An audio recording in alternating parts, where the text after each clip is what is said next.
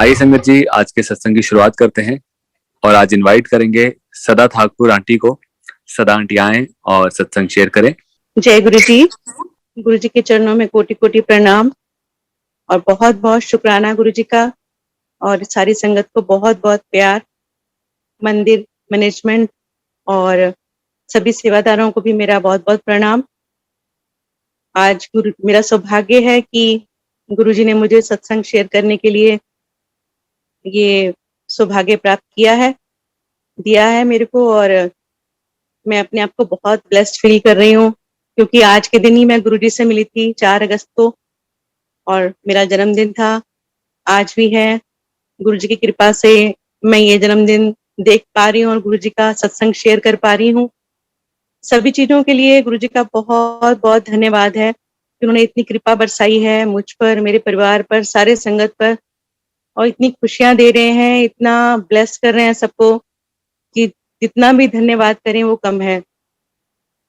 आज मुझे पूरा दिन गुरु जी ने इतना व्यस्त रखा कि वो भी मेरा पूरा ब्लेस्ड कर दिया। बर्थडे की सुबह से मेरे को भजन गाने की सेवा मिली हुई थी, फिर उसके बाद मैं बड़े मंदिर गई और मैं इतने ट्रैफिक में फंस गई थी कि मेरे को लग नहीं रहा था कि मैं टाइम से घर पहुंच पाऊंगी। लेकिन जैसे ही मैं ये शब्द चला, गुरु पूरी मेरी राख ली, तो मुझे लग रहा था कि मैं घर पहुंच जाऊंगी। और जैसे ही शब्द खत्म हुआ है और दूसरा भजन शुरू हुआ है, तो मैं घर के अंदर थी गुरु जी की कृपा से, और मैं सत्संग शेयर कर पा रही हूँ। नहीं तो मुझे रास्ते में लग रहा था कि नेटवर्क वगैरह नहीं मिल पाएगा, या कार के शोर में मैं कैसे सत्संग करूंगी।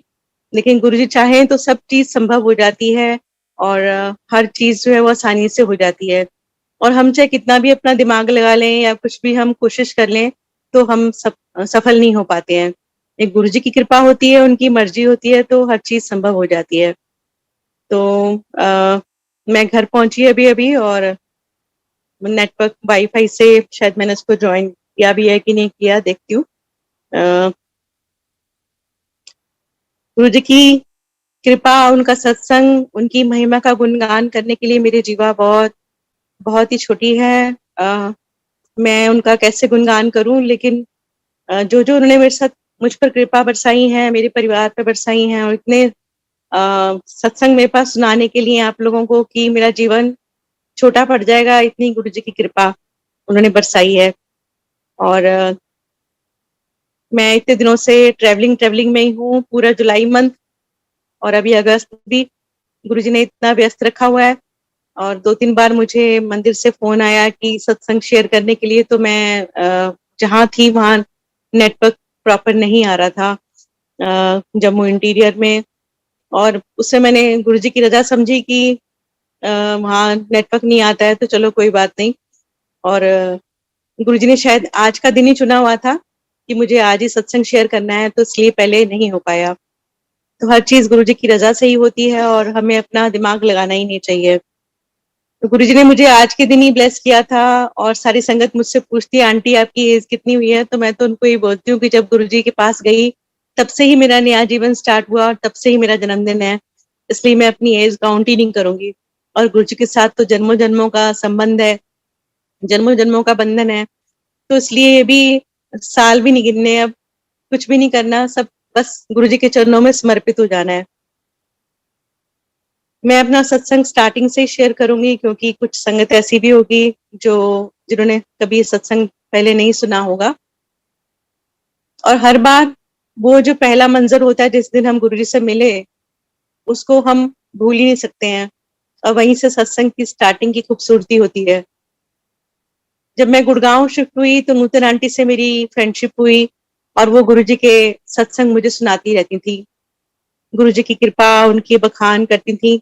लेकिन हम अज्ञानी लोग, हम लोग इन्हीं चक्करों में पड़े रहे कि भी हम किसी और गुरु के पास जाते हैं, हम और देवी देवताओं की पूजा करते हैं, तो हम क्यों जाएं। और इसी इस बट में 3 साल गुरु जी के पास जाना नहीं हुआ। यूं समझो कि गुरु जी की जो निर्धारित समय था वो नहीं आया था। और जब वो समय आया, तो मेरे मन में गुरु जी ने खुद ही प्रेरणा जगाई, खुद ही हौसला दिया कि मैं जाऊं गुरु जी के दर्शन करने। और अंकल को कैसे मनाती, तो अंकल को यही बोला कि मेरा आज जन्मदिन है, जैसे मनाना चाहूँ वैसे मनाने देना। इन्होंने बोला ठीक है। और उसके बाद मैंने इनको बोला कि आज हम नूतन के गुरुजी के पास जाएँगे और वहीं लंगर करेंगे। तो ये कहने लगे कि तू अपना प्रॉमिस तोड़ रही है, क्योंकि उससे पहले हम बहुत सारे बाबाओं और एस्ट्रोलॉजर से बहुत जुड़ चुके थे और मैंने ही अपने अंकल को बोला था कि हम आज के बाद किसी भी गुरु या बाबा के पास नहीं जाएंगे, किसी एस्ट्रोलॉजर के पास नहीं जाएंगे, जो होगा देखी जाएगी जैसी भगवान की इच्छा। तो जब मैंने इनको बोला कि वहां जाना है तो उन्होंने बोला चलो आज जाऊंगा, आज के बाद कभी नहीं जाऊंगा। हो सकता था ये उस समय मना ही कर देते कि मैं नहीं जा रहा, लेकिन गुरुजी की इच्छा थी, उन्होंने इनके मन से हाँ ही कहलवाई। तो मैंने नूतन आंटी को फोन करा और उनको बोला कि भी आज हम चलेंगे और गुरुजी से मिलेंगे। उन्होंने मेरे को बोला कि भी अ, इतने टाइम पर गुरुजी बैठते हैं गद्दी पर, उससे पहले हमें वहां पहुंच जाना चाहिए और मेरे पास कार नहीं है, आज तुम अपनी कार लेके आना और मुझे लेते हुए चले जाना, हम सत्संग करते हुए चले जाएंगे। और वही हुआ कि भी हमने उनको लिया। लेकिन उससे पहले एक बहुत अच्छी बात ये हुई कि मैं कभी भी दिन में सोती नहीं थी, लेकिन दिन में मैं लेटी आराम करने के लिए और मेरी मुझे नींद आ गई, जो कि मैं कभी भी सोती नहीं हूँ। उस दिन गुरुजी की कृपा से मेरे को नींद आई और मैं देखती हूँ कि मैं छोटे मंदिर एम्पायर स्टेट पहुंच गई हूँ, जहाँ एक बहुत सुंदर सिंहासन है और उस पर गुरुजी विराजमान है बहुत सुंदर चोले में। एक ओमकार और ओम लाइट में ब्लिंक कर रहे हैं और ऊपर एक गोल्डन ईगल आसमान में उड़ रहा है। जब मेरी आंख खुली तो मैंने सोचा कि भी जो जगह मैं जाने लगी हूँ ये वही जगह के दर्शन हुए हैं मुझे, शायद वो जगह ऐसी ही होगी। और फिर मैं भूल गई। लेकिन जब वो आंटी मेरी कार में बैठी तो वो सत्संग सुनाने लगी, तो मैंने उनसे पूछा कि जहां हम जा रहे हैं वहां ये सब है? तो उन्होंने कहा कि तेरे को कैसे मालूम चला? मैं तुझे सत्संग सुनाए हैं, मंदिर के बारे में तो कुछ नहीं बताया। तो मैंने उनको बताया कि आंटी ऐसे मेरे को कभी मैं सोती नहीं हूँ, आज पता नहीं नींद आ गई और उसमें ये सब देखा। तो वो आंटी बोली कि भी तेरे को गुरुजी ने दर्शन दे दिए, तू ब्लेस हो गई। और जब हम नई संगत होते हैं तो हमें ये सब समझ नहीं आता कि क्या ब्लेसिंग्स और क्या दर्शन, हम उसको एक बाई चांस ही लेते हैं। हम एम्पायर स्टेट पहुंचे तो गुरुजी एक सेटी पे बैठे हुए थे। वो सेटी आज भी एम्पायर स्टेट में है, जहां पर गुरुजी के स्वरूप रखे हुए हैं। तो वहां गुरुजी बैठे हुए थे और उन्होंने एक सुंदर चोला, मतलब कैजुअल वियर्स में बैठे हुए थे और जॉगिंग शूज पहने हुए थे और आलती पालती मार के पैर ऊपर किए हुए थे। उन्होंने साइड में देखा डोर की तरफ, हम एंटर कर रहे थे। तो गुरुजी कहते कौन है? तो नूतन आंटी बोली मेरी फ्रेंड हैगी। गुरुजी कहते कच्ची पक्की? तो उसने बोला पक्की। गुरुजी हंसे, फिर कहते की कर देने? हमने कहा गुरुजी हम गाना गाते हैं। केहू जा गांदे हो? हमने कहा गुरुजी कैसे बताएं, ये तो आप सुनोगे तभी मालूम चलेगा। चंगा बैजा, कितने तो रहने वाला है? इन्होंने बोला मैं जम्मू दा। तो मुझे कहने लगे तू तो अंबाले चंडीगढ़ दे कोल दी सरदारनी हैगी। एकदम के से मेरे को समझ नहीं आई कि गुरुजी ने मुझे बोला है किसको बोला। तो देखा गुरुजी मेरी तरफ ही देख रहे थे और मुझे सेवादार इशारा कर रहे थे कि इधर बैठो इधर बैठो। तो मैं एकदम मेरे रोंगटे से खड़े हो गए और मैं सोचने लगी कि गुरुजी को कैसे मालूम चल गया कि मैं एक सिख बॉर्न बेबी हूँ, जबकि मैं हिंदू फैमिली में अडॉप्टेड थी। मेरे इन लॉज तक को नहीं मालूम था कि मेरे रियल पेरेंट्स कौन है। वो मुझे हिंदू ही समझते थे और मैंने बताने की कोई कोशिश भी नहीं करी। मेरे स्कूल टाइम की फ्रेंड्स सब बिछड़ चुकी थी। मैंने मन में सोचा कि शायद मैंने नूतन आंटी से अपनी कोई पर्सनल लाइफ शेयर करी होगी, लेकिन फिर सोचा नहीं नहीं, मैं तो कोई बात ही नहीं करी है। आंटी खुद ही अपने सत्संग सुनाते हैं और उनका पार्लर है तो वो अपना काम करते रहते हैं। ये सोचते सोचते मैं बैठ गई और एक सेवादार अंकल आए। उन्होंने मेरे हाथ में चाय प्रसाद दिया। मैंने उसे पीना स्टार्ट किया और पीते पीते मेरे गले में एक प्रॉब्लम थी, उसमें मेरे को रिलीफ मिलने लगा। मैंने सोचा कि भी इसमें लौंग दालचीनी डला हुआ है तो इसलिए मुझे ये आराम मिल रहा है। उसके बाद फिर मेरे को दोबारा वही प्रॉब्लम हो जाएगी, क्योंकि उसके लिए मैंने, जो मेरे को गले में समस्या थी उसके लिए मैंने बहुत सारे ट्रीटमेंट लिए थे और कोई भी नुस्खा कारगर सिद्ध नहीं हुआ था। और वो थोड़ा रिलीफ मिलने के बाद फिर वैसे ही हो जाती थी। और सिंगर के लिए तो वो समस्या बहुत ही दुखदाई थी। जैसे वो चाय प्रसाद मैंने पिया और मेरे गले में वो जब राहत मिलने लगी, मुझे लगा ये फिर से वैसे ही हो जाएगा, थोड़ी देर का आराम है। लेकिन उस दिन से लेके आज तक मेरे को वो समस्या दोबारा नहीं हुई। जय गुरु जी। और जो मैं अपना दिमाग लगा रही थी, मुझे पता नहीं था कि ये चाय प्रसाद डिवाइन प्रसाद है और इससे सारे हमारे रोग कष्ट हटते हैं। तब ना समझते, हम लोग नए थे, कुछ मालूम नहीं था सत्संग के बारे में और प्रसाद के बारे में। सत्संग सुनते भी थे लेकिन अनमने मन से कि कुछ सुना कुछ नहीं सुना, और वो ब्लेसिंग अधूरी रह जाती थी। आज तो बहुत अकल आ गई है इतने सालों में। तो हम बैठ गए, उसके बाद लंगर आया। लंगर करने के बाद हम लोग बाहर से हाथ धो के जल प्रसाद लेके बाहर से जाने लगे थे, तो किसी ने बोला कि अभी आपको लाइन में लगना है दोबारा और गुरुजी से आज्ञा लेनी है। अब बच्चे बहुत परेशान कर रहे थे, बहुत छोटे छोटे थे तब, तो उनको लग ही नहीं रहा था कि भी ये मम्मी की बर्थडे पार्टी है। तो जैसे ही हम लोग लाइन में दोबारा लगे तो गुरुजी को मैंने मत्था टेका। गुरुजी कहने लगे, ऐश करो आंटी। मैंने गुरुजी की तरफ देखा कि गुरुजी, मन में सोचा गुरुजी मेरी तो ऐश छिन गई है। इन्होंने मत्था टेका तो गुरुजी कहने लगे, वीरवार नु आई तो 5.25 ग्राम दा सोने दा ओम बना के ले आई। अब अंकल ने मेरी तरफ देखा, मैंने अंकल की तरफ देखा, और हमने सोचा कि भी गुरुजी सबसे ऐसे ओम लेते होंगे। नेगेटिविटी थी माइंड में। कार में वापस जाते समय हमारी खूब लड़ाई हुई और मैं चुपचाप सुनती रही कि भी ठीक है, अब सुनना ही पड़ेगा। नेक्स्ट डे आंटी का फोन आ गया और आंटी ने समझाया कि भी तू तो बड़ी ब्लेस्ड है। मैंने कहा वो सब ठीक है लेकिन मैं नहीं जा पाऊंगी। नहीं नहीं, तू, तेरे को जाना है। देख मेरे रिश्तेदार 14-14 साल से आ रहे हैं, कोई होशियारपुर से आता है, कोई कहीं से आता है। गुरुजी उनको बैठने भी नहीं देते और इशारे से बाहर निकाल देते हैं। वो कैसे कैसे करके आते हैं और तू पहले दिन गई है और गुरुजी ने तेरे को बिठा लिया और इतनी बातें करी हैं, ब्लेस किया है। मैंने कहा वो सब ठीक है लेकिन अब मैं क्या करूं। उसने बोला नहीं नहीं, आपको वो सब करना है जो गुरुजी ने बोला है। अब हमने सोचा कोई वहम न रह जाए, पहले हमारे हालात खराब चल रहे हैं। तो लड़ते झगड़ते सोने का ओम बना और हम वीरवार को फिर गुरुजी के पास पहुंचे, एम्पायर स्टेट। तो गुरुजी बैठे हुए थे सुंदर से चोले में, बड़े क्यूट से, और हम लाइन में लगे हुए थे। गुरुजी ने दूर से देखा और पूछने लगे, ले आई? हमने कहा हाँ जी। तो हम गुरुजी के पास पहुंचे तो गुरुजी ने हाथ में वो ओम लिया और इनकी तरफ देख के डेट ऑफ बर्थ पूछी। इन्होंने बताई तो गुरुजी कहने लगे, सोमवार मंडे नु काले धागे विच पाके एनु गले विच पा लई।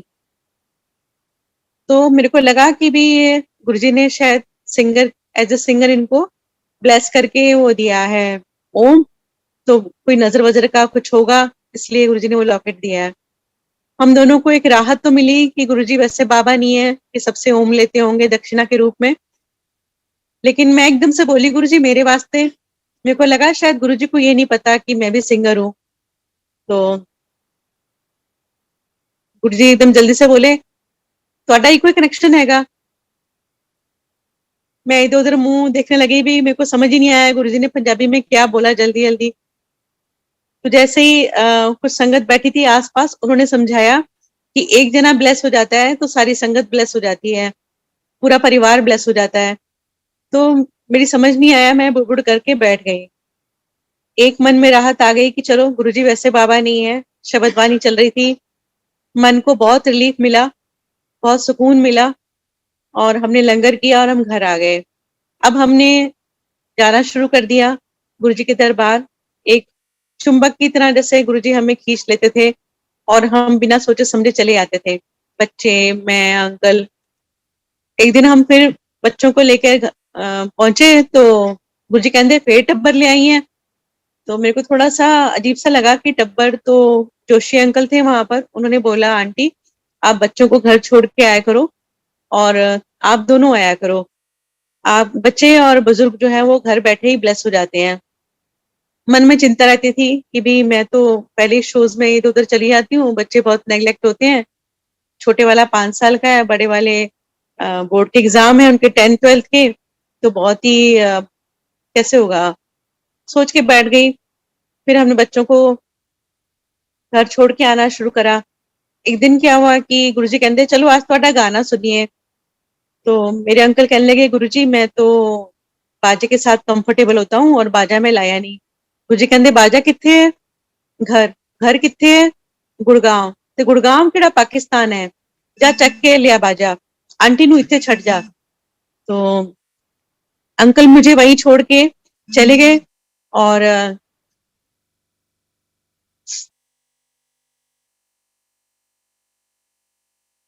मैं मन में सोच रही थी गुरुजी के पास बैठ के कि भी पता नहीं अंकल कितनी देर में आएंगे, बाजा लाएंगे कि नहीं लाएंगे, या फिर डायरीज लाएंगे कि नहीं लाएंगे। मैं क्या सुनाऊंगी गुरुजी को, मेरे को तो भजन वगैरह आते नहीं है। यहाँ तो शब्द चलते हैं, चलो 2 शब्द आते हैं, 2 भजन आते हैं। उसके बाद अगर गुरुजी ने कुछ फरमाइश कर दी तो मैं क्या गाऊंगी, क्योंकि मेरी लाइन नहीं थी, मैं कोई भजन सिंगर नहीं थी। तो ये सब दिमाग में कश्मकश चल रही थी और गुरुजी ने मेरे को सिंहासन के राइट साइड बिठा रखा था। पता नहीं उस दिन क्या लीला हुई, वो आज तक समझ नहीं आती कि 15 मिनट में कैसे अंकल एम्पायर स्टेट से गुड़गांव आरडी सिटी और आरडी सिटी से एम्पायर स्टेट वापस, जबकि उन दिनों मेट्रो कंस्ट्रक्शन वर्क चल रहा था जिसकी वजह से वन साइडेड ट्रैफिक चलता था और हमें काफी काफी देर तक ट्रैफिक जैम में फंसे रहना पड़ता था। लेकिन गुरुजी की कृपा से जैसे आज मैं टाइम से घर पहुंच गई हूँ, ऐसे ही उस दिन अंकल 15 मिनट में 20 मिनट में जैसे रास्ते छोटे हो गए या कार उठा के रख दी, पता नहीं, समझ नहीं आया आज तक गुरुजी की लीला ये। और अंकल जल्दी से आ गए। फिर गुरुजी को इशारा किया कि बाजा आ गया है, तो गुरुजी ने इशारा किया कि अभी रुक जाओ, जब मैं बोलूंगा तब निकालना है। ठीक है। उसके बाद काफी संगत चली गई, कुछ संगत रह गई थी, तो गुरुजी ने इशारा किया, अंकल बाजा लेकर आए, खोला। फिर अंकल ने एक गजल सुनाई और उसके बाद मैंने सर ढक के शब्द सुनाया, प्रभ डोरी हाथ तुम्हारे। मैंने गुरुजी को बोला गुरुजी भजन सुनाऊं? गुरुजी कहते मैं शब्द भजन सुन के बोर हो गया, सारा दिन यही सुनना, तो मैंने लता दा कोई ओल्ड जैज सॉन्ग सुना। मेरे लिए आसानी थी क्योंकि इवेंट्स में मैं यही सब गाती थी, लेकिन गुरुजी को क्या सुनाऊं ऐसे दरबार में जहाँ बाबा है, वहां मैं क्या करूं, मतलब कौन सा गाना सुनाऊं। थोड़ी दुविधा हुई, मेरे हाथ पैरों से पसीने छूटने शुरू हो गए। मैं जल्दी जल्दी इंडेक्स देखने लगी। देखते देखते मेरी निगाह तुम ही मेरे मंदिर तुम ही मेरी पूजा पर टिक गई। मैंने अंकल को पूछा कि मैं ये सुना दूं, तो उन्होंने हाँ करा, सिर से हिला के कि हाँ। तो मैंने वो गाना सुनाया गुरुजी को, गुरुजी बहुत खुश हुए। आज मैं सोचती हूँ कि मैंने सुनाया, लेकिन वो गुरुजी की कृपा से ही मैं गा पाई और मेरी निगाह वहीं टिकी जो गुरुजी सुनना चाहते थे। और आज भी हमारे जीवन में जो भी हो रहा है वो गुरुजी की रजा से ही हो रहा है। आज भी जो मैं सोच के जाती हूँ घर से, कभी भी मैंने कभी कोई प्ले लिस्ट नहीं बनाई कि मतलब मैं आज सत्संग में ये गाऊंगी ये गाऊंगी। वहां जो मन में आता है मैं वही गाती हूँ। और आज भी ऐसे ही होता है कि मैं मतलब गुरुजी मेरे ब्रेन में बैठते हैं और मैं वो गाती चली जाती हूँ। तो गुरुजी की कृपा से मैं उनको सुना पाई, तुम्ही मेरे मंदिर तुम्ही मेरी पूजा। और उसके बाद ये सिलसिला शुरू हो गया, गुरुजी हमें बुलाते चले गए और हम उनको सुनाते चले गए। हमने उनको क्या सुनाना था, हमारी इतनी कोई औकात नहीं थी, इतना अच्छा हम गाने बजाने वाले भी नहीं है, लेकिन गुरुजी की कृपा उनकी रहमो नजर हुई और उससे हमारा बेड़ा पार होता चला गया। गुरुजी हमारा कल्याण करते गए, कभी हमें लंगर खिला के, कभी पास बिठा के, कभी बातें करके, कभी कैसे बहुत बहुत तरीके से गुरुजी ने ब्लेस किया। एक बार बहुत सारा लंगर हमने कर चुके थे, 2 बार। मेरे को तो कभी आदत नहीं थी कि मैं इतना सारा लंगर करूं। तो हमने जैसे लंगर कर लिया तो गुरुजी कहते फिर लंगर कर लो। तो मैंने गुरुजी को बोला गुरुजी हमने खा लिया। तो गुरुजी कहते डबल ब्लेसिंग हैगी, ऐश करो। दोबारा लंगर आ गया तो हमने किया। उसके बाद फिर और सारी चीजें से पकौड़े चाय वो। उसके बाद इतना ज्यादा हलवा कड़ा प्रसाद हमें मिला, जो कि 2-2 लोगों को 4-4 लोगों को मिल रहा था, वो हमें 2 लोगों को मिला। तो अंकल मेरे को धीरे से कान में कहने लगे कि तू खा ले, मेरी शुगर बढ़ जाएगी, पहले इतना कुछ खाया है, देसी घी है, मीठा है।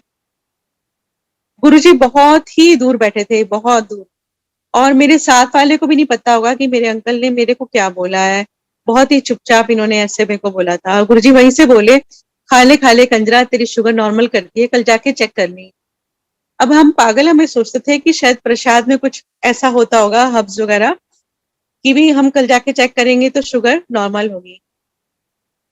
जाके चेक किया, शुगर नॉर्मल थी। लेकिन संगत जी, आज भी मेरे अंकल जो भी मंदिर में प्रसाद मिलता है, सत्संग में मिलता है, खाते हैं और आके चेक करते हैं तो शुगर नॉर्मल होती है। किसी पार्टी वगैरह में कुछ खा लेते हैं, कुछ बदपरहेजी करते हैं तो उसकी कोई गारंटी नहीं है। तो ये गुरु जी का दिव्य प्रसाद हमें मिला और अंकल की शुगर नॉर्मल होती चली गई। इसी तरीके से बहुत बहुत गुरुजी ने ब्लेस किया। बार बार बोलते थे बाजा कट के लिया, नोट नहीं छापने। और मैं पागल ये सोचती थी कि गुरुजी क्या नोटों की मशीन लगेगी। फिर कहते थे बाजा कट के लिया, तेरे बच्चे हो जाएंगे पास, गांधी रे तेरे बच्चे हो जाएंगे पास। तो मैंने गुरुजी को सिर्फ ये बोला था, गुरुजी कल बच्चों के बोर्ड के एग्जाम है, मैं जल्दी चली जाऊं, वो गांधी रे तेरे बच्चे हो जाएंगे पास।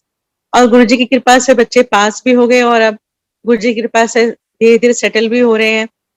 और हमने अपनी सारी डोर जीवन की गुरुजी को सौंप रखी है। जैसे जैसे वो हमें मार्गदर्शन करते चले जाएंगे, वैसे वैसे सब कुछ होता चला जाएगा। उसके बाद एक बार संगत में हम बैठे हुए थे, लास्ट में हलवा खाया हमने। हलवे के बाद ग्लासेस में कुछ आ रहा था, मैंने सोचा चाय प्रसाद होगी, लेकिन उसमें चिल्ड लस्सी थी। तो लस्सी सेवादार ने सबको दी, मुझे भी दे दी। अब मैं सोच रही थी कि मैं तो कभी ठंडा पीती नहीं हूँ, फ्रिज का पानी भी नहीं पीती हूँ, नॉर्मल वाटर पीती हूँ। और ये अगर मैंने पी ली तो मेरा गला बिल्कुल खराब हो जाएगा। तो मैं कैसे, मतलब मेरे को तो एंटीबायोटिक खानी पड़ेगी। चलो कोई बात नहीं, मैं इसको नॉर्मल करके पी लूंगी। सब लोगों ने पी ली, क्योंकि सब लोग चिल्ड पीते हैं, पानी भी, कोक वगैरह भी। मेरे अंकल ने भी पी लिया। और गुरुजी मेरे पास ही बैठे थे। गुरुजी ने ऐसे मुड़कर उस लस्सी में की तरफ देखा, ग्लास की तरफ। तो मुझे ऐसा लगा गुरुजी क्या सोचेंगे कि अपना दिमाग लगा रही है। मैंने जल्दी से पी लिया। मैंने कहा कोई बात नहीं, दवाई खा लेंगे, अगर गला खराब होगा तो। जल्दी से पी लिया मैंने। और नेक्स्ट डे जाके जब मैं उठी और मैंने सुबह अपना रियाज वगैरह किया, तो मेरी आवाज और भी अच्छी, रेंज मेरा और भी बढ़ गया था। पता नहीं वो गुरुजी ने लस्सी प्रसाद में क्या जादू किया था, आज तक समझ नहीं पाई हूँ। तो हमें अपना दिमाग लगाना ही नहीं चाहिए, जब गुरुजी बैठे हैं वो अपने आप संभालने वाले हैं। ऐसे ही बहुत बार गुरुजी ने कृपा करी। एक बार मैं ये सोच के कि मैं लेट ना हो जाऊं, तो मैं बच्चों के लिए ऐसे ही घर में मूंग की दाल बना के आ गई। और बड़े वाले बेटे को बोला कि भी तुम फुलके बना लेना, मैं जाती हूँ, गुरुजी बैठ जाएंगे तो लेट नहीं होना चाहिए हमें। उसने भी बोला हाँ जी। मैं आ गई और जब लंगर सर्व हुआ तो उसमें बहुत सारी मिठाइयाँ, बहुत अच्छे अच्छे, मतलब डिशेस थी। तो मेरा ध्यान खाते खाते बच्चों की तरफ चला गया कि यार मैंने अच्छा नहीं किया, थोड़ा सा लेट हो जाती कोई बात नहीं, लेकिन कुछ अच्छा सा बना के आती बच्चों के लिए। और ये सोचते सोचते भारी मन से मैंने वो लंगर लिया और किसी को भी कुछ नहीं बताया कि मेरे मन में क्या चल रहा है। अंकल को भी नहीं पता था। काफी देर हम गुरुजी के पास बैठे, रात के 2-2:30 बज रहे होंगे। गुरुजी से आज्ञा मिली, हम चलने लगे। तो किसी ने बोला गुरुजी वापस बुला रहे हैं। मैंने वापस मुड़ के देखा तो गुरुजी ने ऐसे इशारा किया मेरे को और अपनी तरफ आने के लिए बोला। और जैसे ही मैं पास पहुंची तो उन्हीं उसी हाथ से गुरुजी ने एक मिठाई का डिब्बा मेरे को दिया।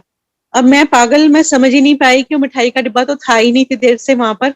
और वो उसी हाथ से गुरुजी ने इशारा किया और वो हाथ ऐसे ही हुआ था और उसमें मिठाई का डिब्बा कहाँ से आ गया।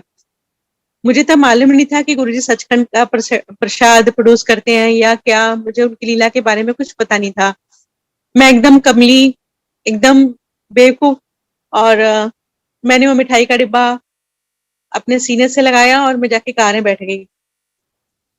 आई मैं बैठी थी और थोड़ा रास्ता कवर ही हुआ था कि मेरे को लगा कि भी ये जो मिठाई का डिब्बा है थोड़ा हैवी हो रहा है। मुझे लगा मैं थकी हुई हूँ, इसलिए मेरे को पता नहीं मेरी बॉडी में क्या हो रहा है।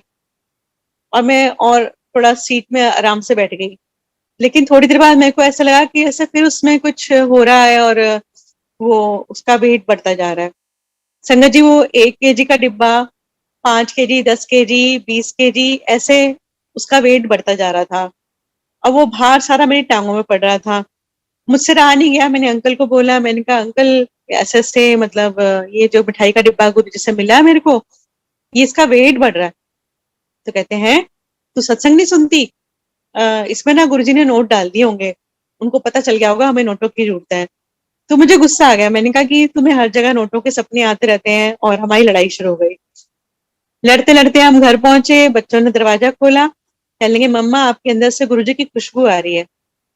हम गुरुजी को छूते थे, जैसे चरण स्पर्श किए या जैसे कभी मौका मिला तो कुछ हुआ। तो उनके पास से जो एक खुशबू आती थी, बहुत प्यारी-सी डिवाइन, वो हमारे हाथों से भी आती थी और हम उनको धो भी लें तब भी मतलब वो खुशबू जाती नहीं थी। तो वो सेम फ्रेग्रेंस जो थी वो ऐसा लगा कि मेरी बॉडी में से आ रही है। मैंने सोचा कि मैंने गुरुजी के हाथ से वो मिठाई का डिब्बा लिया है और काफ़ी देर से मैंने उसको पकड़े हुआ था, सीने से लगा रखा है तो इसलिए सबको वो खुशबू आ रही होगी। और धीरे-धीरे वो खुशबू मेरे पूरे घर में रोज़ेज़ की ऐसे ताज़ी फूलों की होती है, वो फैल गई। रात के 2 ढाई 3 ही बज रहे होंगे। जल्दी-जल्दी से हमने वो मिठाई का डिब्बा डाइनिंग टेबल पे रखा और खोला। मैं अभी भी मतलब वो सीन सोच के मेरे को मतलब हो रहा है कि जैसे वो डिब्बा खोला वो फ्रेग्रेंस और भी तेज हुई और उसी डिब्बे में से आ रही थी। फिर वो देखा तो उसमें बेसन के लड्डू थे और वो लड्डू हमने 1 डेढ़ महीने तक खाए, खूब चले वो। बच्चों ने भी खाए, अंकल और मैंने भी खाए। हमें मालूम नहीं था वो सचखंड का प्रसाद है। हमने काफ़ी दिनों बाद हमें मालूम चला कि भी गुरुजी ऐसे सचखंड का प्रसाद किसी-किसी को देते थे, किसी को मिश्री, किसी को कुछ। तो हमें मालूम नहीं था, तब हमने अपने मस्ती में मस्त थे और लेकर आ गए, खा लिए, कुछ पता ही नहीं। तो ऐसे हम बेवकूफ़ हैं। उसके बाद फिर एक दिन गुरुजी ने कहा कि भी क्यों मुँह लटका के बैठे हो? हम चुपचाप बैठे हुए थे कोने में, हमने कुछ बोला भी नहीं था गुरुजी को। तो हम ऐसे ही गुरुजी के पास गए, एक तरफ मैं, एक तरफ अंकल और अंकल कहने लगे कि गुरुजी मेरे को 25 साल हो गए जम्मू से आए हुए, मेरा नाम नहीं हुआ। गुरुजी कहते हैं मेरे कोल ते हुणे ही आया, हाले रुक जा 1.5-2 साल। तो अंकल का थोड़ा-सा चेहरा मायूस सा हो गया और कहने लगे मतलब सोचने लगे कुछ। फिर थोड़ी देर बाद गुरुजी ने जब बाजा मंगवाया और गाने सुने, संगत ने ताली बजाई, तो गुरुजी कहते जा संगत ने सुन लिया तेरा नाम हो गया। तो मेरे अंकल सोचने लगे कि 20-25 लोग बैठे हैं, इनके सुनने से क्या नाम हो जाएगा, गुरुजी भी कैसी-कैसी बातें करते हैं। आते समय कारें बोलने लग गए। तो मैं कुछ नहीं बोली कि भी जो गुरुजी की लीला, लेकिन आज संगत जी आप देखिए कितनी कृपा गुरु जी महाराज की, कि संगत आज 20-25 थोड़े ना है, 100-200 भी नहीं है। मेरे ख्याल से 20-25 लाख, 20-25 करोड़ ही हो गई होगी। और धीरे-धीरे मुझे अपने गुरु पे इतनी फ़क्र है और भरोसा है कि एक दिन ये सारा संसार ही गुरुमयी हो जाएगा और गुरुजी ने जो ब्लेस किया, वो पूरी तरीके से फलीभूत हुआ और सारे संसार में जहाँ-जहाँ भी गुरुजी की संगत है, वहाँ-वहाँ भजन मशहूर हुए और हमने कभी सोचा नहीं था कि हम कभी भजन सिंगर बनेंगे या ऐसा कुछ करेंगे। लेकिन गुरुजी की लीला में हम बहते चले गए और गुरुजी के भजन सिंगर बन गए। फिर एक दिन क्या हुआ कि गुरुजी कहने लगे कि शिवरात्रि है तो आप बड़े मंदिर आना। तो तब हमें बड़ा मंदिर नहीं पता था कहाँ पर है। गुरुजी ने अपने हाथ से कार्ड दिया। जब कार्ड मिला तो मैंने वो देखा तो मुझे बड़ा अफ़सोस हुआ कि ये तो 3 साल से नूतन आंटी मेरे को देते थे बड़े मंदिर आने का शिवरात्रि पर और मैंने मिस कर दिया। फिर हमने बड़े मंदिर का रास्ता पूछा और फिर नूतन आंटी कहने लगे कि भी तुम मेरे साथ ही चलना, मैं तुम्हारे साथ चलूँगी, मैं तुम्हें शॉर्टकट से ले जाऊँगी। तो हम उधर शिवरात्रि पर बड़े मंदिर पहुँचे, तो हमने देखा कि वहाँ पर इतना सुंदर शिवलिंग है, ऊपर एक लेज़र लाइट घूम रही है, हल्की-हल्की बारिश हो रही थी। इतना सुंदर, इतना जैसे हम स्वर्ग में आ गए हों, जन्नत लग रहा था बड़ा मंदिर। हल्की-हल्की बूंदा-बांदी हो रही थी, बच्चे, मैं, मेरा भाई बीकानेर से आया था वो भी, सब हम हमें पता नहीं चल रहा था कि हमें जाना कहाँ पे है, तो सेवादार हमें जैसे-जैसे गाइड कर रहे थे, हम वैसे-वैसे चलते चले गए। गुरुजी ने हमें बोला था कि बाजा लेके आना, लेकिन उसको कार में रखना, जब मैं बोलूंगा तभी निकालना। तो हम पार्किंग एरिया में ही कार के अंदर बाजा छोड़ गए थे। पहले पहुंचे तो हमें कॉफी प्रसाद मिला, उसके बाद फिर हमें बिठा दिया गया हॉल में। गुरुजी के हमने प्रणाम किया, हॉल में बिठा दिया, उसके बाद फिर लंगर कराया गया, फिर उसके बाद फिर हॉल में बिठाया गया। फिर मालूम चला, हमें कुछ समझ नहीं आ रही थी कि होगा क्या क्या नहीं होगा। फिर आरती के बाद वहां पे डांसेस हुए, डांसेस के बाद फिर काफी संगत चली गई। तो काफी लेट हो गया था, हमें लग रहा था कि शायद गुरुजी बाजा नहीं मंगवाएंगे और कुछ यहाँ पे गाना नहीं होगा। लेकिन अचानक फिर गुरुजी ने अ, आज्ञा करी, तो हम बाजा लेकर आए, बच्चे भाग पार्किंग से बाजा लेकर आए और हमने गुरुजी को गुरुजी के चरणों में बैठ के एक दो गीत गाने का हमें हाजिरी लगाने का मौका मिला। तो अंकल बैठे हुए वहां जब गा रहे थे, तो मुरली मनोहर जोशी जी गुरुजी के चरण सेवा कर रहे थे। तो अंकल सोच रहे थे कि आंटी मेरे को रोज यहाँ गुरु बाबा जी के पास ले आती है, और मैं अगर शिवरात्रि थी आज मैं घर पे होता तो मैं कुछ अपना ही प्रोग्राम बना रहा होता और शिव जी के नाम का मैं अपना एक दो पैग लगाता। अचानक गुरुजी ने इनकी तरफ देखा और गर्दन घुमा के बोलने लगे, कल जाके 2 बियर ला ली, तेरी शुगर नॉर्मल करती है। मुझे कुछ समझ नहीं आया, मैं एकदम से सोचने लगी कि गुरुजी मंदिर में बैठ के बियर की बात कर रहे हैं। मुझे नहीं मालूम था कि अंकल क्या सोच रहे हैं और गुरुजी क्या जवाब दे रहे हैं। तो जब हम जाने लगे, रास्ते में हम हर रोज की डिस्कशन होती थी हमारी, जो गुरुजी के साथ बिताया हुआ पल होता था, हम दोनों हस्बैंड वाइफ आपस में बात करते थे। तो अंकल कहने लगे कि गुरुजी तो माइंड रीड कर लेते हैं। मैंने कहा कैसे? कहते मैं सोच रहा था ऐसे ऐसे और गुरुजी ने मेरे को ये बोला। मैंने कहा अच्छा, तो तुम मंदिर में बैठ के ऐसी बातें सोचते हो और गुरुजी भी तुम्हें ऐसे मतलब जवाब दे रहे हैं। चलो कोई नहीं। तो तब मुझे लीला इतनी पता नहीं थी गुरुजी की।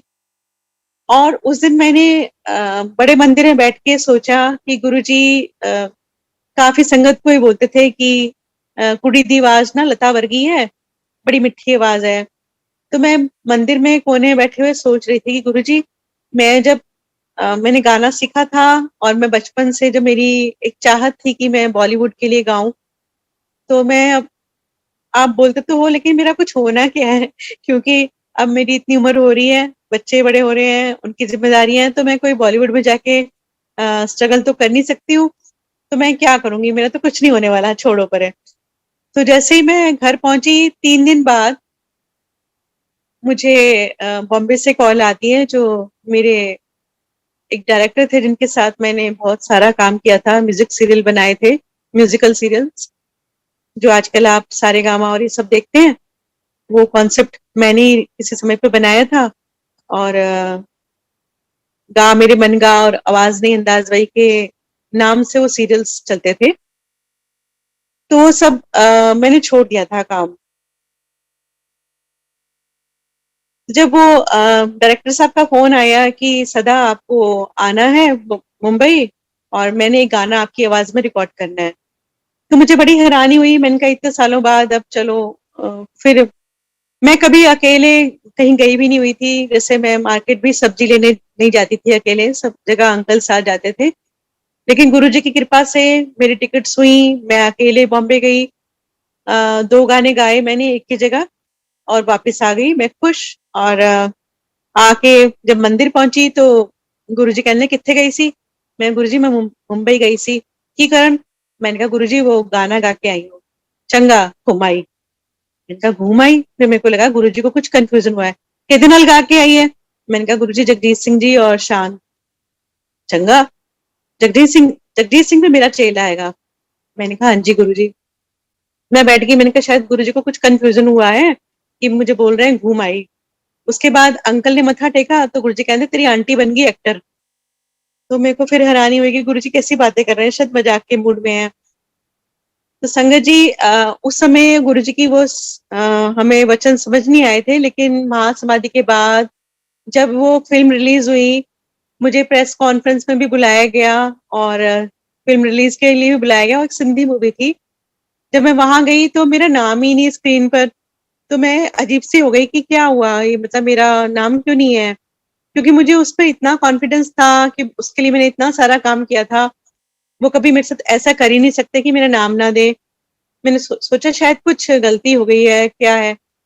तो चुपचाप सुनती रही, वो गाना किसी और की आवाज़ में था, जो जगजीत सिंह जी के साथ था, और शान वाला गाना जो मैंने गाया था डुएट, वो था, लेकिन मेरा मेरा नाम ही नहीं दिया गया।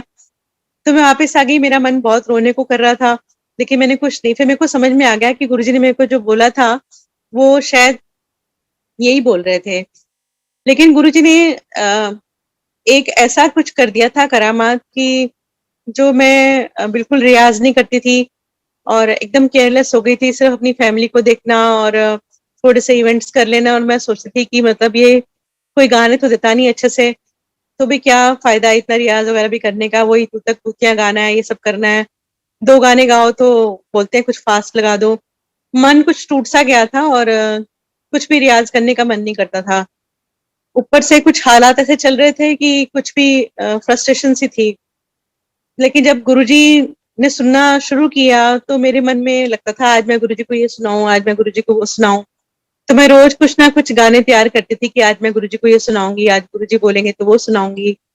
वहाँ जाके पता नहीं क्या होता था, और मेरा माइंड चेंज हो जाता था और मैं अंकल को बोलती थी, नहीं मैं ये नहीं गा रही, मैं ये गाऊँगी। और ये मुझे बोलते थे धीरे से, क्या करती है, 20 साल तक तूने गाना नहीं गाया, आज अचानक कैसे उठाएगी, इंसल्ट हो जाएगी। मैं कहती थी नहीं मैं यही गाऊँगी। तो आज समझ में आता है कि जो गुरुजी ने सुनना था, मैंने वही-वही गाया, और वो गाने को मतलब मैं सोचती हूँ कि मैंने गाया, वो गुरुजी ने ही गवाया होगा, क्योंकि 20 साल तक जो कोई गाना हम टच ना करें और उसको बिना किसी रिहर्सल के और बिना किसी स्केल को फाइनल किए अगर हम उठा लेते हैं और अच्छे से गा लेते हैं, तो वो मेरे ख्याल से मैं नहीं थी, वो गुरुजी ने ही मुझे गवाया होगा। पता नहीं क्या-क्या ब्लेस किया होगा उस समय, ये मुझे भी नहीं पता, और मैं समझना भी नहीं चाहती हूँ उनकी लीला को। फिर एक बार गुरुजी ने कहा कि भी आप दोनों एक लोटा लेकर आना, और थोड़ा-सा बड़ा होना चाहिए। तो हम वो लोटा लेके चले गए, तांबे का लोटा, और कोई आंटी बैठे थे, वो बोलने लगे गुरुजी ये बखरे-बखरे प्राणी हैं, तो इनका बखरा-बखरा लोटा, गुरुजी कहंदे गुरु मैं हाँ कि तू है? तो फिर हमने वो लोटा जब वापस लेकर आए गुरुजी के पास, तो गुरुजी कहने लगे कि इसको आप दोनों को आधा-आधा पीना है, और इसमें से थोड़ा पानी बचा के फिर नहाना भी है, और बाकी सब वो जो सेवादार खड़े हैं उनसे पूछ लो। तो सेवादार अंकल्स ने हमें अच्छे से समझाया, हमने उसको फॉलो किया, और वो 41 डेज़ तक जैसे-जैसे गुरुजी ने कहा था हमने वैसे किया। हमने आज तक गुरुजी से नहीं पूछा कि भी वो लोटा हमें ऐसे ब्लेस करके क्यों दिया था। उसके बाद एक बार मैं गा रही थी, तो गुरुजी ने कहा तेरी आवाज़ ऊपर जाके पतली जी हो जांदी है, बारीक जी। मैंने कहा हाँ जी गुरुजी, मेरे को साइनस है। चंगा। फिर गुरुजी कहंदे कल ना एक छोटा जिहा लोटा लाई, छोटा जिहा, बिल्कुल निक्का जिहा। मैंने कहा अच्छा गुरुजी। फिर कहंदे इनकी तरफ देखकर बोले अंकल की तरफ कि तू ही ले आई। फिर कहने लगे अच्छा दोनों ना अपना-अपना नाम खुदा के ले आना, उसका तांबे के लोटे पर नाम को छपवा के, मतलब उसको, ताकि मिक्स ना हो जाए। हमने वैसे ही किया, इस बार हम छोटे-छोटे लोटे लेकर गए। समझ में आ रहा था इस बार की भी शायद गुरुजी वॉइसेस के लिए दे रहे हैं। तो हमने गुरु से पूछा, गुरुजी ने बताया कि 41 डेज़ तक वैसे ही इसको भी पीना है, अब अपना अलग-अलग है, इसको ऐसे अलग-अलग पीना है और उसके बाद थोड़ा-सा बचा के उससे नहाना है। हमने वही किया और आज तक हमने वो लोटे सँभाल के रखे हुए हैं, और कुछ नहीं पूछा गुरुजी से कि क्यों कर रहे हैं, क्या कर रहे हैं। ये भी हो गया, उसके बाद एक दिन पता नहीं गुरुजी ने कहा कि बैसाखी नू बड़े मंदिर आना है। फिर बैसाखी बड़ा पर्व वहाँ पे गुरु बड़े मंदिर में मनाया जाता था, आज ही मनाया जाता है। तो हम बड़े मंदिर गए फिर से। इस बार क्या हुआ कि जो गुरुजी ने एक बार इनको बुलाया, कहने लगे कित्थे तेरी टीम ढोलकी वाला? तो कहने लगे गुरुजी वो तो मैं लाया नहीं। गुरुजी कहते फिर मैं तेरा अचार पावां, जा। तो ये आ गए मेरे पास, कहने लगे गुरुजी तो गुस्सा हो गए, कह रहे हैं अपनी टीम नहीं लेकर आया, ढोलकी वाला नहीं लाया। मैंने कहा फिर आपको पूछना चाहिए था गुरुजी से कि कैसे आना है, अब तो आप मतलब गुरुजी को समझने लग गए हो, पूछ लेते। कहते हैं गलती हो गई, अब क्या करें। तो मैंने कहा फिर अब गुरुजी नहीं सुनेंगे। कहते पता नहीं। हम अपना बाजा लेके किनारे पे बैठे रहे थे, तो मैं गुरुजी को मन ही मन प्रेयर कर रही हूँ बैठकर बड़े मंदिर में कि गुरुजी आप नाराज हो गए हो, आप सुनोगे नहीं क्या? मैं तो बड़ी उम्मीद से आई थी, मैं ये गाना तैयार करके लाई थी, वो तो मेरे को सुनाना ही था आपको। तो गुरुजी कभी जो डांसर डांस कर रहे थे उनको देखते, कभी मेरी तरफ देखते। फिर अचानक उन्होंने सिंगला अंकल को बुलाया और कुछ कहा उनको। तो सिंगला अंकल दरबार में ऐसे जैसे उनकी निगाहें किसी को ढूंढ रही हूँ, ऐसे उन्होंने ढूंढा और फिर उनकी निगाह हमारे पर आके टिक गई और वो सीधे हमारी तरफ आ गए। कहने लगे ਤੁਹਾਡਾ ना एक नामकरण होया है नया। हमने कहा कि अंकल? कहते कि गुरुजी कह रहे हैं बाजे वाली आंटी ते छत्ते वाले अंकल, उन्होंने बुला लिया। जबकि हम सामने ही बैठे हुए थे, कोई बहुत ज्यादा दूर नहीं, दीवार से सटे हुए थे। तो तब समझ में आई कि छत्ता तो अंकल के बाल बहुत बड़े बड़े थे और ऐसे थे जैसे जाकिर हुसैन के बाल होते हैं वाहताज, वैसे बाल थे। और बाजे वाली आंटी, मैं तो बाजा बजाती नहीं हूँ, लेकिन गुरुजी मेरे को बाजे वाली आंटी बोल रहे हैं तो मेरे लिए तो ब्लेसिंग है। और उसके पीछे एक बहुत बड़ी स्टोरी भी थी बाजे के पीछे, तो मैं जानती हूँ, गुरुजी जानते हैं। तो हम लोग आगे चले गए और उस दिन मैंने कोठे ते आ माइया डुएट सुनाया, पता नहीं, हाँ, और लग जा गले सुनाया। उस दिन माइक भी मिला, हमें डीजे अंकल ने माइक दिया, तो माइक पे वो आवाज गूंजी, संगत ने पूरी सुनी और ताली बजाई और गुरुजी भी बहुत खुश हुए। और मैंने गुरुजी को मत्था टेका, गुरुजी मैं अब कब आऊं? गुरुजी कहते जा तेनू ब्लेस किता ही, आज तो बाद तेनू दर्दा नहीं होनिया। तो मैं एकदम चौंक गई कि मैंने तो गुरुजी को अपने बारे में कुछ बताया ही नहीं है कि मतलब मेरे को क्या तकलीफ है। मेरे को अर्थराइटिस स्टार्ट हो गया था और माइग्रेन था, मैंने गुरुजी को कुछ नहीं बताया था। मैं ठंड में कांपती थी एम्पायर स्टेट में बड़े मंदिर में, और गुरुजी तो चिल्ड उसमें एसी में बैठते थे। लेकिन मैंने कभी गुरुजी को ये नहीं बताया था कि मेरे को क्या तकलीफ है। तो जब गुरुजी ने ऐसे बोला कि आज तो बात तेन दर्दा नहीं होनिया, तो एकदम से यकीन नहीं हुआ कि ये सब कहने मात्र से कैसे ठीक हो जाएगा। लेकिन गुरुजी की लीला, वो सब कैसे कहाँ गायब हो गया कुछ पता नहीं चला। मेरे को माइग्रेन होता था, मैं 3-3 दिन तक उठ नहीं पाती थी वॉमिट्स के बाद, इतना मेरा स्टोमक पेन करता था और पूरा घर डिस्टर्ब हो जाता था कि अब मम्मी बीमार हो गई, अब तो उठ ही नहीं पाएगी। लेकिन गुरुजी ने उस दिन पता नहीं क्या जादू किया और मैं ऐसे फील करने लगी जैसे मेरे अंदर एक नई सोल गुरुजी ने भर दी हो। और मैं भाग भाग के काम करने लगी, भाग भाग के सारी चीजें करने लगी। गुरुजी की इतनी मेहर बरसी। और आज भी मैं यही सोचती हूँ कि गुरुजी मेरे को हिम्मत दे रहे हैं कि मैं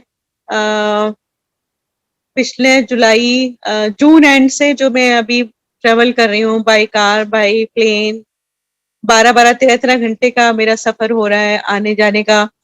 और गुरुजी मेरे को हिम्मत दे रहे हैं, नहीं तो मेरी बस की नहीं थी कि मतलब मैं सब कर सकूं और उसके बाद मैं गा सकूं और घर को भी संभाल सकूं। सब कुछ गुरुजी की कृपा से हो रहा है, वही कि मेरा आपकी कृपा से सब काम हो रहा है, करते हो गुरुजी मेरा नाम हो रहा है।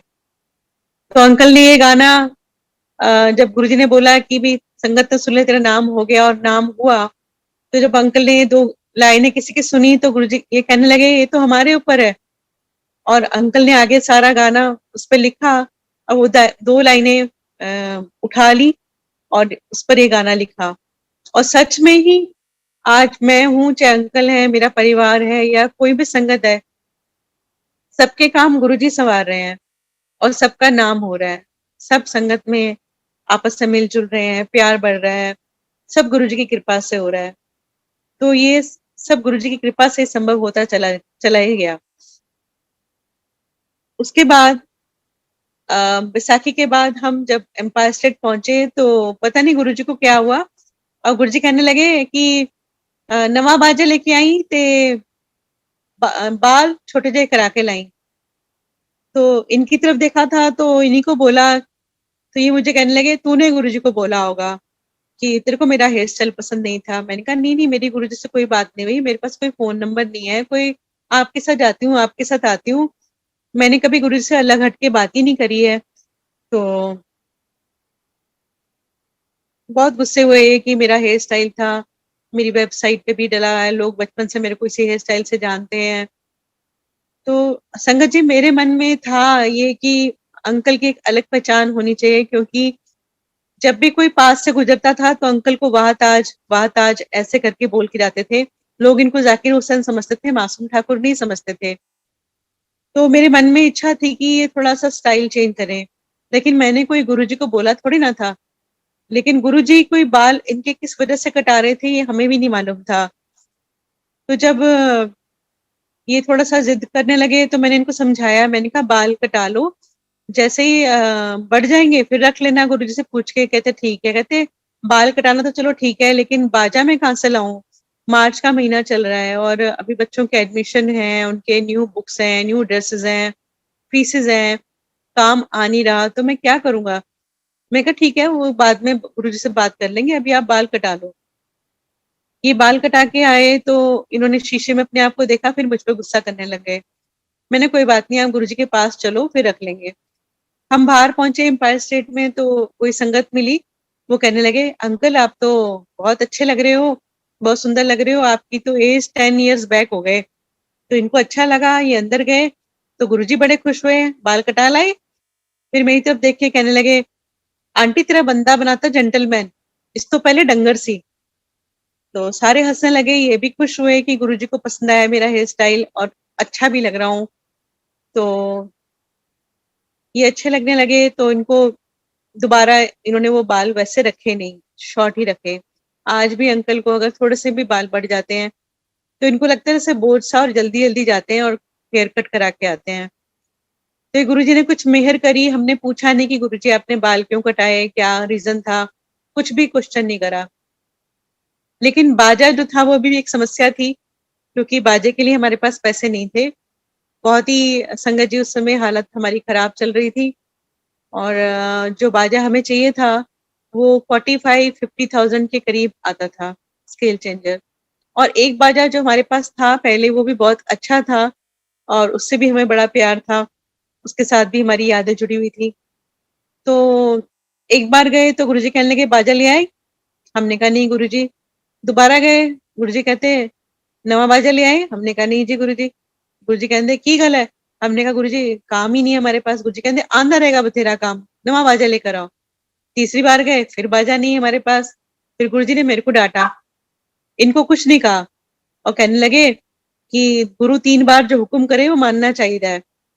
अब क्या करूं? मैंने फिर रुतन आंटी को फोन किया और उनको उनसे अपनी प्रॉब्लम शेयर करी कि भी ऐसे-ऐसे बात है, गुरुजी जिद कर रहे हैं बाजा लाने के लिए और हमारे पास तो पैसे नहीं है। वो कहने लगे जो गुरुजी बोले वो करना होता है।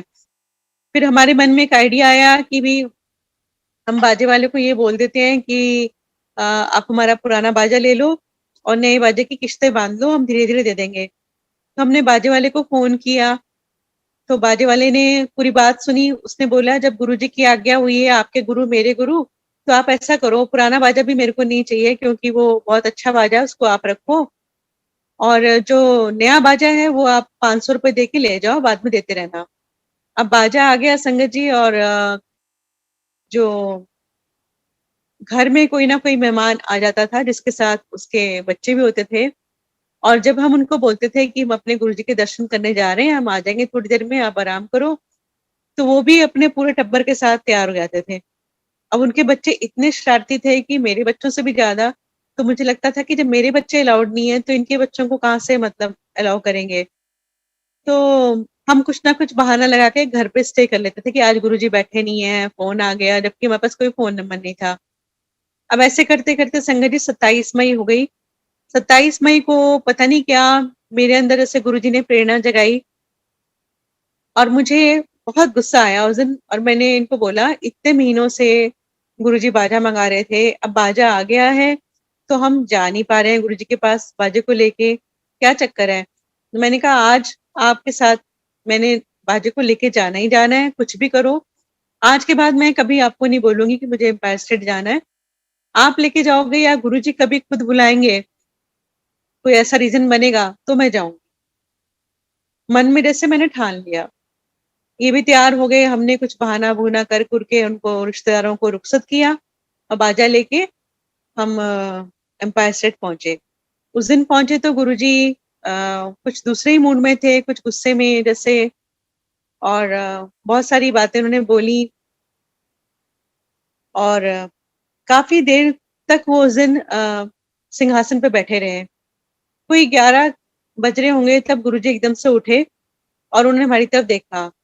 मैं बहुत टेंशन में थी कि जो गुरुजी बोल रहे हैं गुस्से में कि माड़ा समय आएगा, मैं हुन टुट जाना है, पंजाब की संगत चंगी है और भी बहुत कुछ। तो शायद गुरुजी पंजाब जा रहे हैं और मैंने जो मन में सोचा था कि मतलब मैं आज के बाद एम्पायर स्टेट नहीं जाऊँगी, क्योंकि गुरुजी जानी-जान है, वो मेरी और बातें भी उनको मालूम चलाती हैं, वो भी सत्संग में आपको सुनाऊँगी कभी। तो शायद गुरुजी ने ये भी सुन लिया होगा और इसलिए गुस्सा कर रहे हैं। तो मैं गुरुजी को एकटक देखती रही कि गुरुजी पंजाब जा रहे हैं, तो यहीं मैं इतनी मुश्किल से आती हूँ, तो पंजाब कैसे पहुँचूँगी? इतने में गुरुजी उठे, उन्होंने कुर्ते का एक बटन ऐसे ऊपर से ऐसे करा और खड़े हुए और पूछने लगे, "नवा बाजा ले आई?" हमने कहा, "हाँ जी गुरुजी।" गुरुजी चलते गए, हम भी उठ के पीछे-पीछे भागे। गुरुजी कहंदे, "जा, तुहानू काहदी टेंशन है? तुहानू तो ब्लेस करके जाना है।" और अंदर चले गए, "जा बाजा ले आओ।" अंकल भाग के बाजा ले आए और थोड़ी देर में गुरुजी जैसे अंदर गए, वैसे बाहर आए, जैसे पता नहीं हवा में क्या हुआ। बहुत ही क्विकली ऐसे गुरुजी अंदर गए और बाहर आए। फिर आके बैठे नीचे कारपेट पे और संगत भी बैठी, हम भी नीचे बाजा लेके बैठे थे।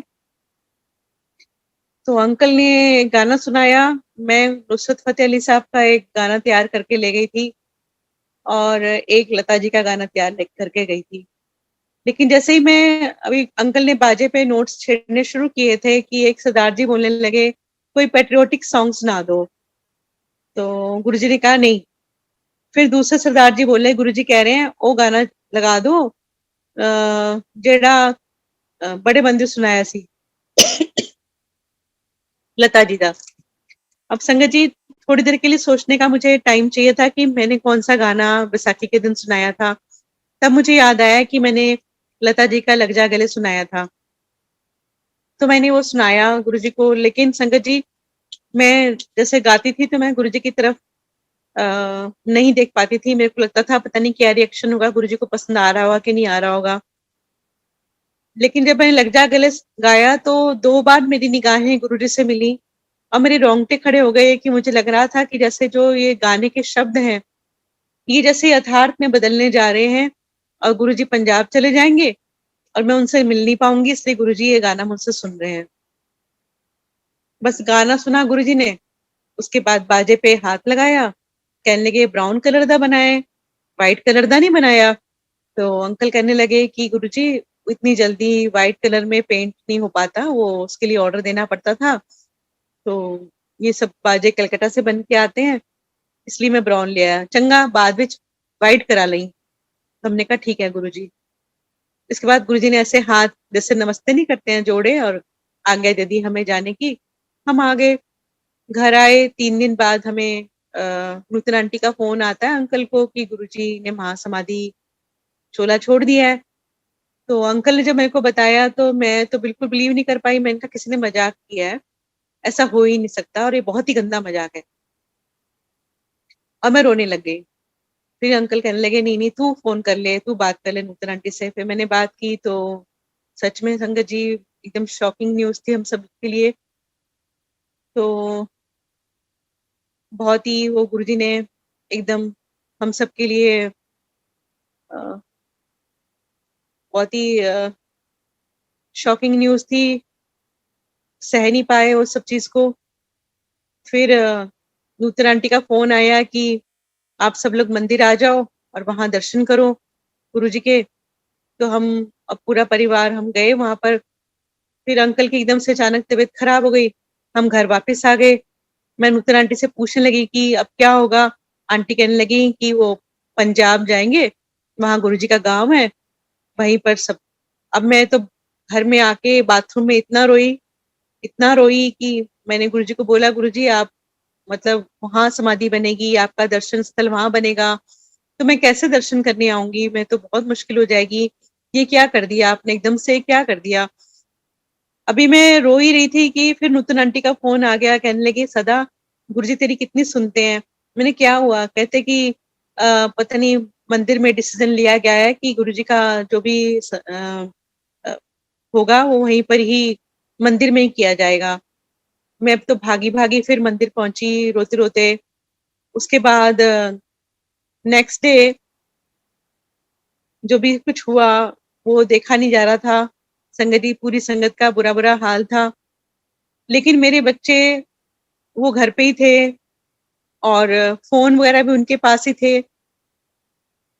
3 महीने से हमारे पास कोई काम नहीं था। हम सिर्फ़ गुरुजी के पास जाते थे, उनको गाने सुना के घर आ जाते थे। लेकिन उस दिन क्या हुआ पता नहीं, कोई आया और उसने बच्चों को बोला कि शाम का प्रोग्राम है फ़ेज़ 1 में, मम्मी-पापा को उनके फ़ोन नहीं उठा रहे वो लोग, तो हम लोग इसलिए आपके घर आ गए हैं।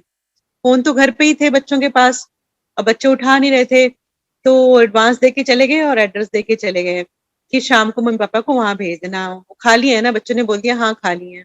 उनको बेचारों को बच्चों को बिल्कुल अकल नहीं आई कि मतलब हम कैसे गा पाएँगे, क्या नहीं गा पाएँगे। लेकिन एक रीज़न और भी था कि हम 3 महीने से खाली थे, बच्चों को सारी कंडीशन पता थी।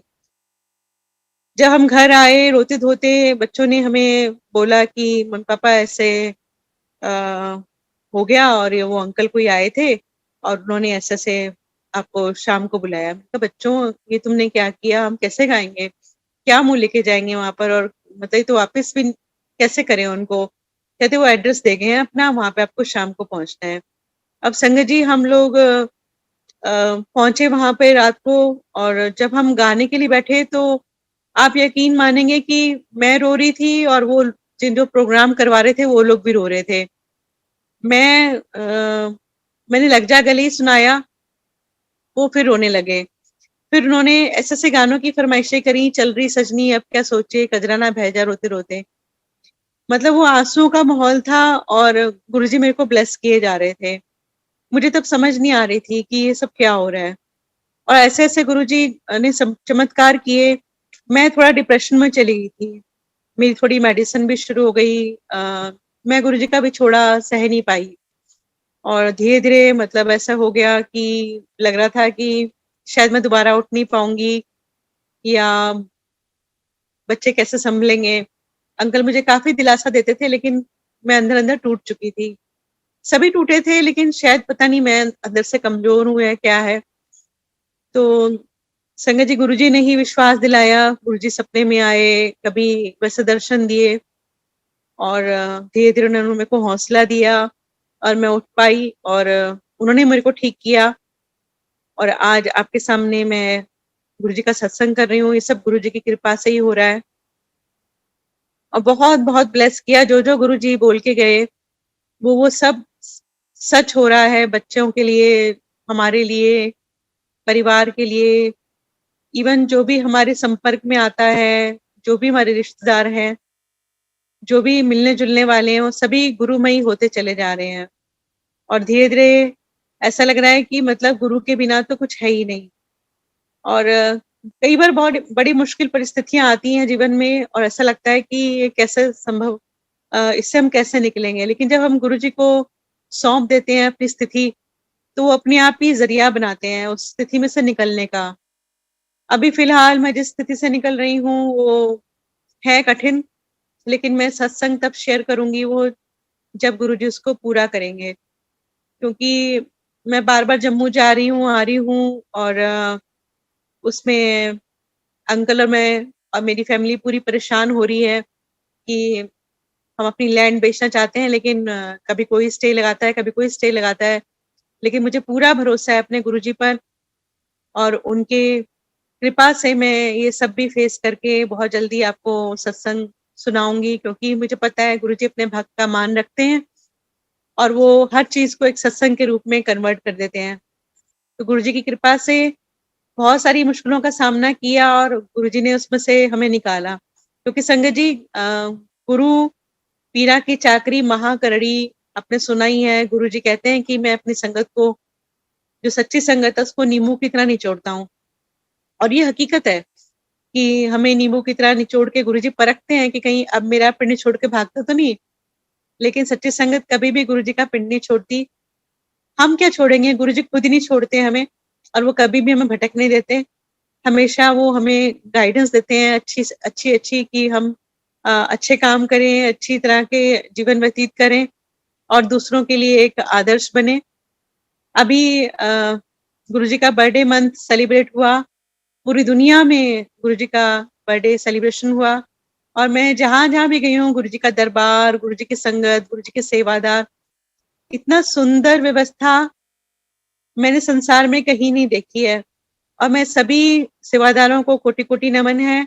मंदिर मैनेजमेंट और आश्रम वालों को के भी जितने सेवादार हैं, उनको भी मेरा नमन है, क्योंकि इतनी सुंदर व्यवस्था कराई जाती है, हर जगह इतना सुंदर दरबार गुरुजी का मनाया जाता है और जहाँ-जहाँ भी गुरुजी की संगत सेलिब्रेट कर रही है गुरुजी का बर्थडे, तो उन लोगों को भी मैंने बधाई देना चाहती हूँ और अपने उन भाई-बहनों को जो गुरुजी का गुणगान कर रहे हैं सिंगर्स, उनको भी बधाई, उनका भी बहुत-बहुत धन्यवाद कि उन्होंने अच्छे-अच्छे से गुरुजी का गुणगान किया और मेरे गुरु की शान में स्तुति करी।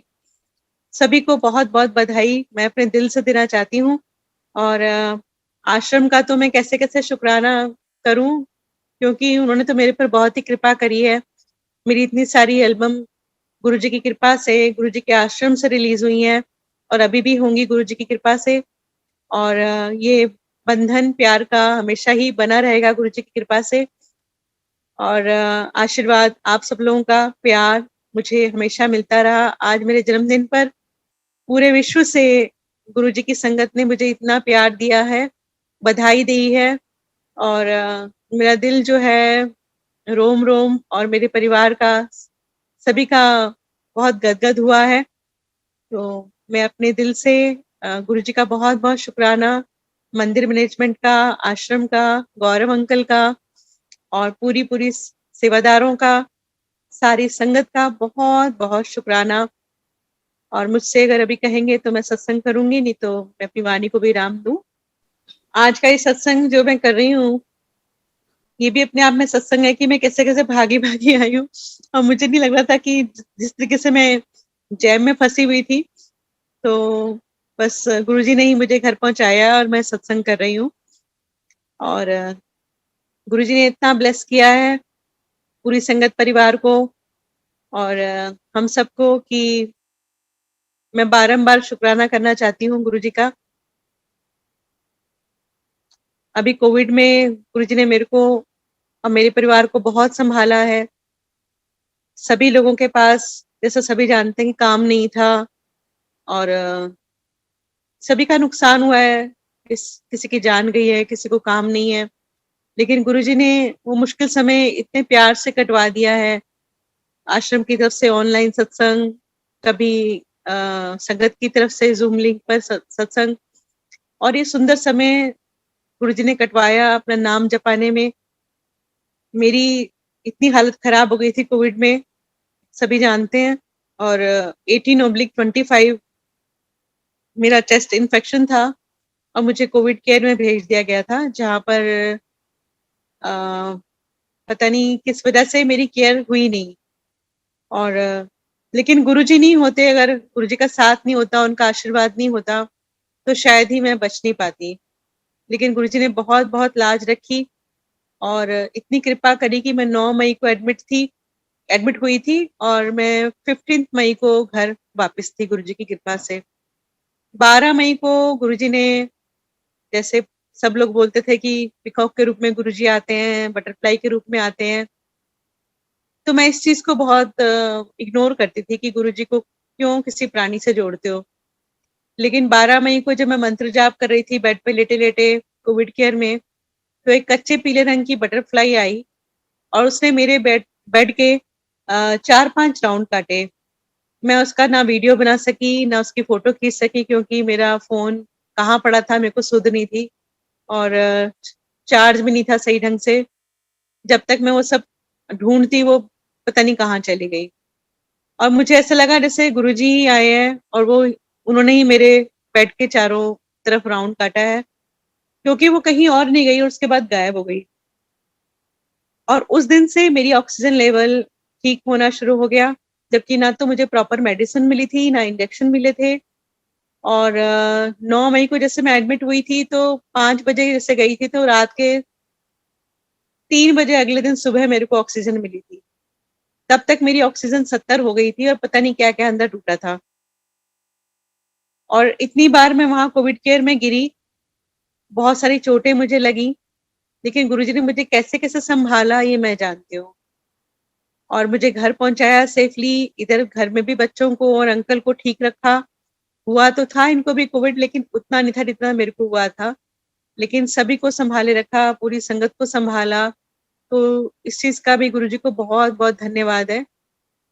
2-3 बार और भी जैसे मेरे को लाइफ़ में ऐसे हुआ कि बहुत कठिन समय आया, तो गुरुजी ने उस समय बहुत सँभाला। मैं आईसीयू में थी, तब मुझे होश नहीं थी और मेरे को ऐसा लगा जैसे मैं अमरनाथ की गुफ़ा में बैठी हूँ और वहाँ बर्फ़ के शिवलिंग में शिव जी की जो अ, मूर्ति बनी हुई है और उसमें से मल्टी रेज़ निकल के मेरे मेरे चेस्ट को छूते हैं और मैं एकदम काँप जाती हूँ और मेरी आँख खुलती है तो मैं अपने आप को आईसीयू में पाती हूँ। तो जो अंकल मेरे पास खड़े थे उन्होंने मेरे को बोला कि आज गुरुजी ने आपको बचाने के लिए बहुत स्ट्रगल करी होगी क्योंकि आपकी हालत ऐसी थी। तो संगत जी कैसे-कैसे गुरुजी हमें किस-किस माहौल से निकाल के लिए आते हैं, गुरुजी जानते हैं और हम जानते हैं। बस यही है कि हम अपने गुरुजी को पूर्ण रूप से समर्पित हों, उनके बताए हुए मार्गों पे चलें और उनका जैसे मंदिर जाते हैं, सत्संग जाते हैं, तो जैसे सेवादार आपको बोलते हैं, वो सब हम फ़ॉलो करें। तो गुरुजी को तो हमारे कोई धन या दौलत या कुछ भी चढ़ावा नहीं चाहिए। वो तो सिर्फ़ प्रेम और भाव के भूखे हैं। और आज आप देखिए आप सब तरफ संगत की जो गुरुजी के प्रति भावना है, वो क्यों हो रही है? कोई ऐसा तो नहीं भगवान को मानता, जब तक कुछ नहीं होता और सभी चमत्कार को नमस्कार करते हैं और गुरुजी की कृपा से जो भी गुरुजी के दरबार में आ रहा है, वो किसी न किसी तरीके से ब्लेस होके, ठीक होके, कुछ ना कुछ पाके जा रहा है। और मैं ये चाहती हूँ कि गुरुजी की कृपा ऐसे ही सब पर बनी रहे, उनकी मेहर, उनकी कृपा हर संगत के ऊपर जो भी आए, सारी दुनिया पर ऐसे ही ब्लेस करें गुरुजी। जय गुरुजी। शुक्राना गुरुजी और सबको बहुत-बहुत धन्यवाद मेरे को बर्थडे विशेस देने का। गुरुजी का शुक्राना कि मेरे को आज जन्मदिन के दिन पर अ, सत्संग करने का मौका मिला। ऐसी गुरुजी ने लीला रची कि मैं कर पाई सत्संग। बहुत-बहुत शुक्राना गुरुजी आपका, मंदिर मैनेजमेंट का और सारी संगत का। जय गुरुजी। शुक्राना गुरुजी।